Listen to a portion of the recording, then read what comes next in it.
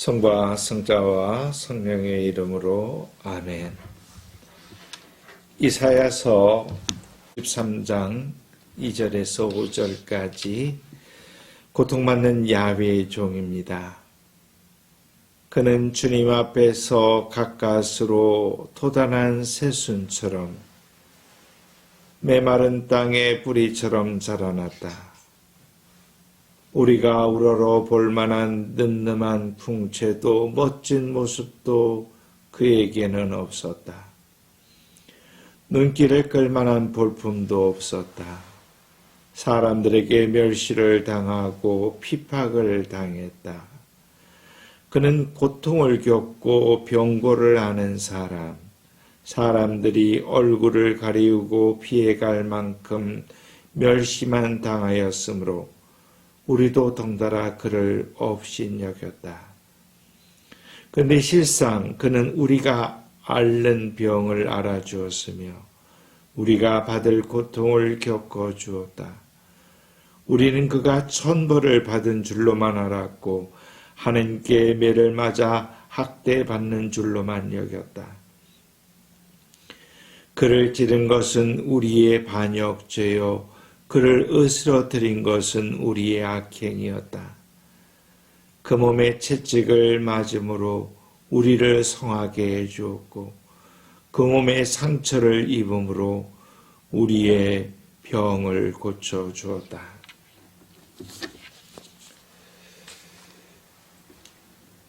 시인 박노해의 거룩한 바보처럼이라는 시입니다. 진리를 말하는 사람이 있고 진리를 살아가는 사람이 있다. 하느님을 말하는 이가 있고 하느님을 느끼게 하는 이가 있다. 사랑한다고 말하지 않지만 사랑으로 자신을 내어주는 이가 있다. 거룩한 바보처럼, 사랑의 바보처럼.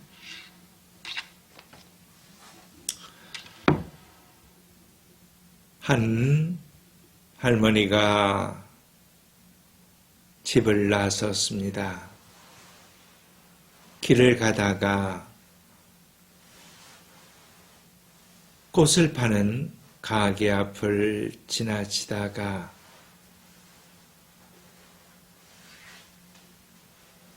상해의 주인 아저씨가 자랑스럽게 말을 합니다. 할머니, 이 국화가 예쁘죠? 이 꽃들을 보세요.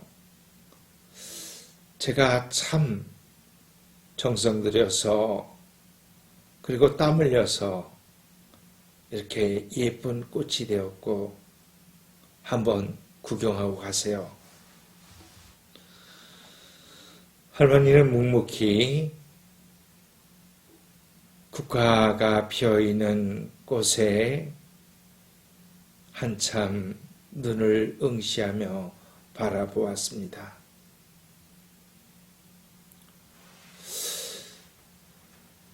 꽃 파는 아저씨는 그 할머니에게 이런저런 말을 건넙니다. 근데 할머니는 아무런 대답도 하지 않습니다. 꽃이 아름답다고 또 그동안 수고가 많았다고 참 보기 좋다는 말을 하지 않습니다. 할머니는 꽃을 응시하더니 그 꽃 속에 벌레를 보면서 이렇게 혼자 중얼거렸습니다. 애벌레야, 내가 무럭무럭 자라서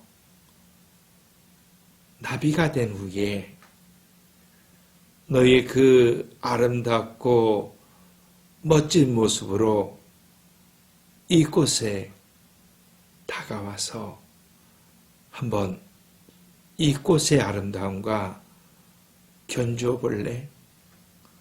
너는 그렇게 할 수 있고 반드시 너의 진정한 아름다움을 보여줄 수 있을 거야.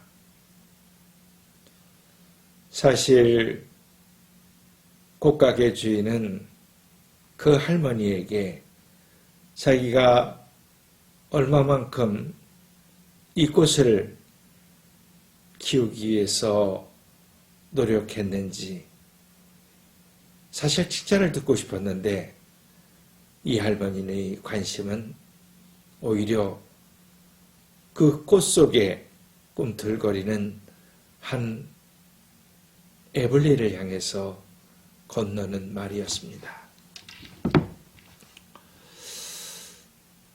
우리는 이 이야기를 통해서 우리가 삶을 관조하고 발견하고 느끼고 이해하고 알아가고 체험하고 어떤 가치와 의미를 주는 것은 다를 수 있다는 것입니다.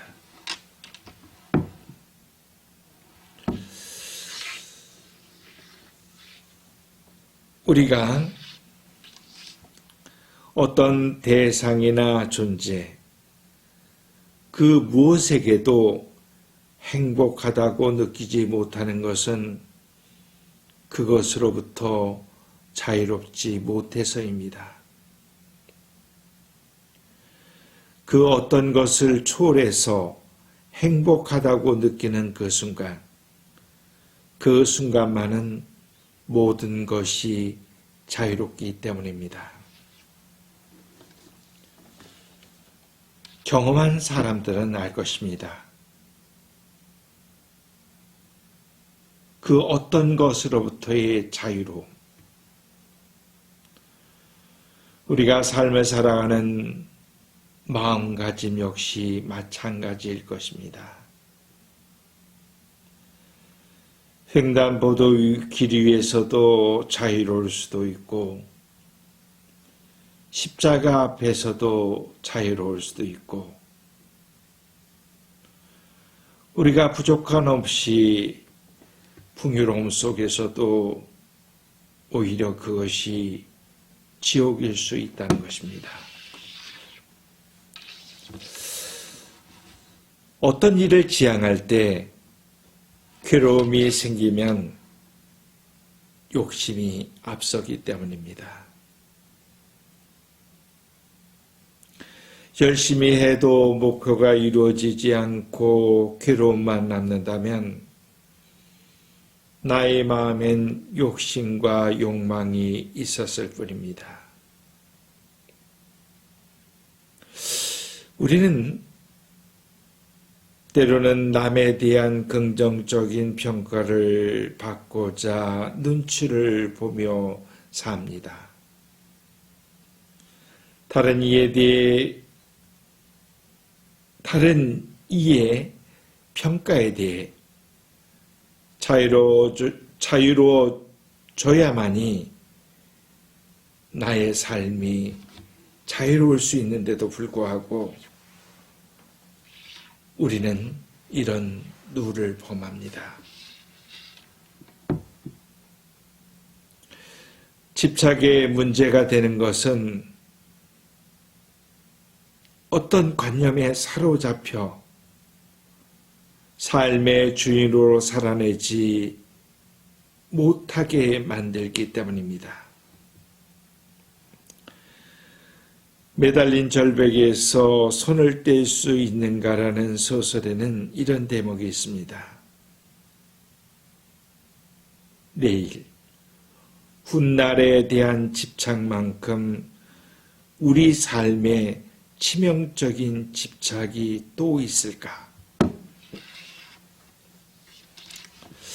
한 걸음 뒤로 물러나 관조하는 마음만 있다면 어쩌면 우리는 조금은 더 넘어지지 않고 죄를 짓지 않고 자유로울 수 있을 것입니다.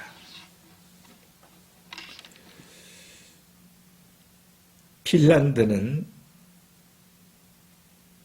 그 언어에 있어서 미래 시제가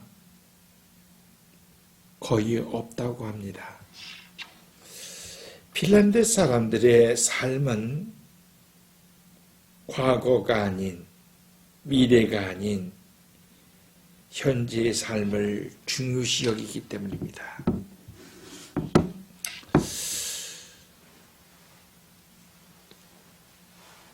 우리가 한번 이런 이야기를 가정해 봅시다. 주막집 명어리는 오늘도 손님을 기다립니다. 근데 이 명어리는 손님이 온다 해도 쿨하기 일쑤이고 팔아도 그만 안 팔아도 그만인 그날이 그날인 똑같은 어제 같은 오늘일 뿐이었습니다. 그녀에게 시간이란 가는 인생일 뿐이고 손님이란 기차가 지나가는 풍경 같은 존재일 뿐입니다. 우리는 우리 스스로에게 이렇게도 질문해 보죠. 나는 왜 사람의 육신을 받아 끊임없이 생각해야 하는 삶을 살아야 하는 것인가? 우리 마음에는 가장 깊숙한 곳, 의식의 밑단계에는 자신이 경험했던 모든 것이 일종의 무의식 상태에서 기억에 남아 있다고 합니다. 타인을 나도 모르게 흉내내거나 자신이 알고 있는 것이 전부이냐, 지적 허영심에 도취되어 분별력 없이 행동을 하며 나도 모르게 갑질을 하는 경우도 있습니다. 곰곰이 생각하면 알 것 같습니다. 조금이라도 부끄러운 점이 있다면 허영에서 나온 갑질이라는 것을. 그러나 슬프게도 이런 것조차 알아차리지 못하는 경우도 많습니다. 너무나 많은 옳다고 하는 옳은 일에 무엇이 정말 옳은 일이고 행동일까? 우리의 분별력은 사례는 맞다고 할 수 있을까?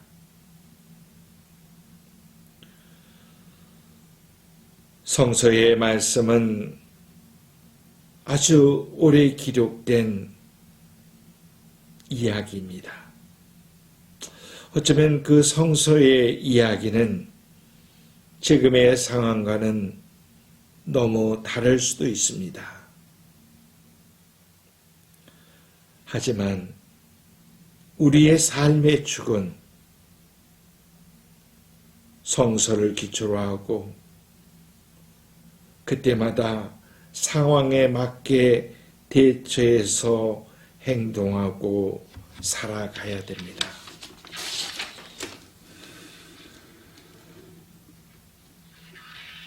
왜냐하면 성서야말로 우리의 삶의 표본이기 때문입니다. 어쩌면 인생의 모든 질문에 대한 해답은 거기에 있습니다. 한 이야기를 들어보십시오. 두 술꾼에 대한 이야기입니다. 카페에서 술을 내 만취한 두 사내가 주거니 받거니 떠들어대고 있었습니다. 우리 집은 여기서 별로 멀지 않아. 우리 집도 그래. 웨스터 마운트 구야. 응, 우리 집도 그 동네야. 거기 47번가야. 오, 희한하게 번지가 같군. 그 건물 3층이야. 당신 거짓말 하지 마. 나도 3층이지만 거긴 방이 하나밖에 없단 말이야. 임마, 무슨 소리야? 난 틀림없이 그 건물 3층에 살고 있는데. 둘은 그렇게 싸웠고 결국 치고받고 몸싸움까지 벌였습니다. 웨이터들이 달려들어 겨우 뜯어 말렸지만 두 사람은 씩씩거리고 있었습니다. 그 과정을 지켜보던 손님이 웨이터에게 물었습니다. 아니, 저 사람들은 대체 어떤 사람인데 저러죠? 웨이터는 한심해 죽겠다는 투로 말합니다. 저 사람들은 우리 카페의 단골 손님이에요. 하나는 형이고 하나는 동생인데 같은 집에 살죠. 근데 술만 취하면 서로 얼굴을 잊어버려서 저런답니다. 이런 말이 있죠. 제 정신으로도 살기 힘든 세상인데 술을 먹고 사는 세상. 그래서 술을 먹는다는 거죠. 반대로 말하는 사람도 있습니다. 제 정신이 아니기에 술을 먹는 것이라고. 분명히 관점의 차이는 있습니다.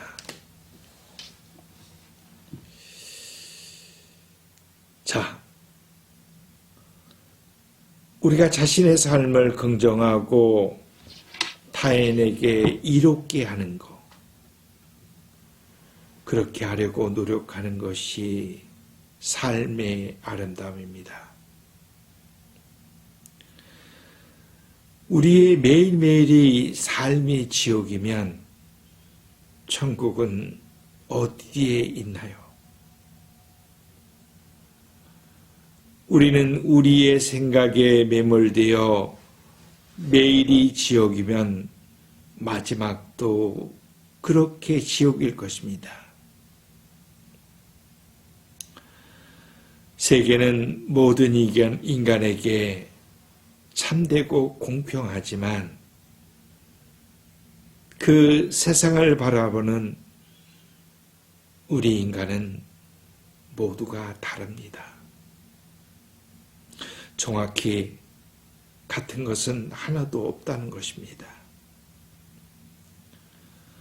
그러기에 나를 만들고 다지고 마음을 다스리는 것이 중요합니다. 생각한 것을 말하고 말한 것을 행동에 옮깁니다.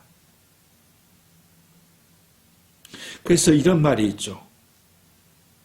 그의 말은 행동이었고 그의 행동은 그의 말이었다.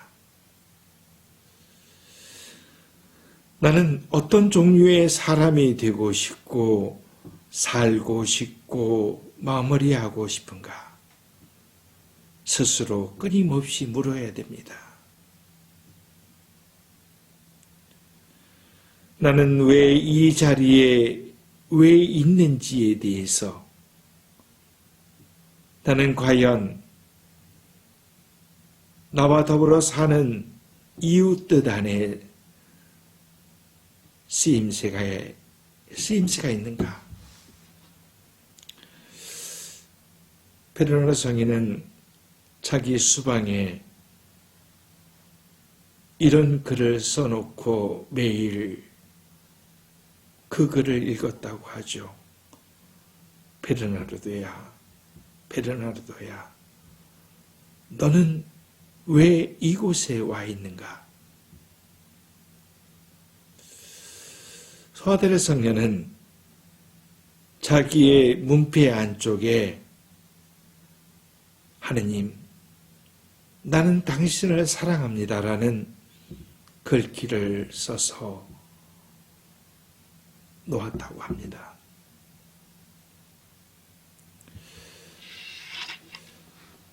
예수님은 윤리적 사유를 위한 훌륭한 표본을 우리에게 제공해 주시고 계십니다. 그분의 말씀, 그분의 삶, 그분의 탄생과 십자가의 죽음에 이르기까지 사실 아마 우리가 흉내내고 지향해야 될, 닮아야 될 삶인 것은 확실합니다. 신학자 하이포코스는 이렇게 이야기합니다. 종교는 뒤엉키고 범벅이 된 삶에서 의미를 찾는 것이다. 그것은 사실에 근거할 필요가 없다. 그러나 그것은 참된 것이어야 한다. 참됨이란 뉴스거리나 시험실 보고에서 말하는 참됨과 다른 무엇입니다. 참된 이야기란 가장 깊고 가장 복잡한 차원의 삶의 참된 이야기라는 뜻이죠.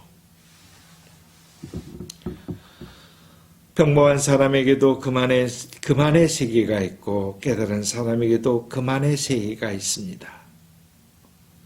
문제는 우리가 자신의 세계를 부정하고 다른 세계를 꿈꾼다는 것입니다. 어쩌면 초월적인 세계를 꿈꾸고 있다는 것에서 우리의 비극이 일어납니다. 진짜 세계를 보는 힘, 진리를 보고자 하는 자세,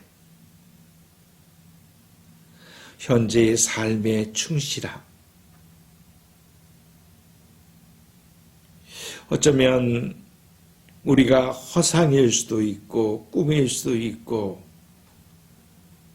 이상이라고 하는 것을 단호히 거절할 수 있는 겸허한 인격적 평정심이 필요합니다.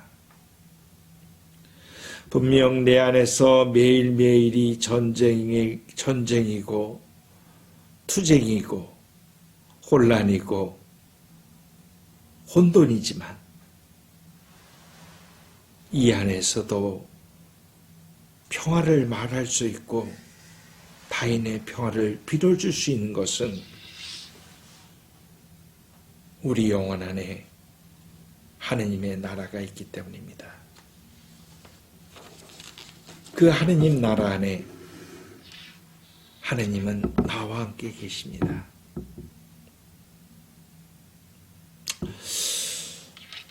일본에는 1300년 된 호시류카 여관이 있습니다. 1300년을 이어오며 세계 200대 오래된 그룹의 첫 번째 이름을 올리고 있는 곳입니다. 호시료카는 처음 방문한 방문객이 다도실에서 차 한 잔을 마시며 온천욕을 하고 마지막 호시료카 46대 사장의 이별의 정소리를 들으며 이별의 징소리를 들으며 여행을 마무리하는 코스가 있습니다. 46대 호시료칸 사장은 돌아가는 모든 이에게 열반경의 한 구절을 읽어주며 돌아가서는 잘 살라고 축원을 해줍니다. 이 모든 만남과 헤어짐에는 일기일회라는 마음가짐이 들어있다. 일기일회, 평생 단 한 번의 만남. 그 만남이 평생 한 번이기에 이를 소중히 여겨 최선을 다하라는 것입니다. 단 한 번의 만남이고 다음이란 없다는 것입니다. 지금의 만남이 마지막이라 생각하고 최선을 다하라는 것입니다. 돌이켜 반대로 생각하면 가슴 아프고 아픈 말입니다. 두 번은 없고 한 번뿐이라니. 그렇습니다. 우리는 단 한 번 살아갑니다. 이 단 한 번의 삶을 정말 소중하고 후회 없고 가치롭고 의미 있고 무엇보다도 이 삶을 거룩한 삶으로 승화시켜야 되는 것이 우리의 소명입니다.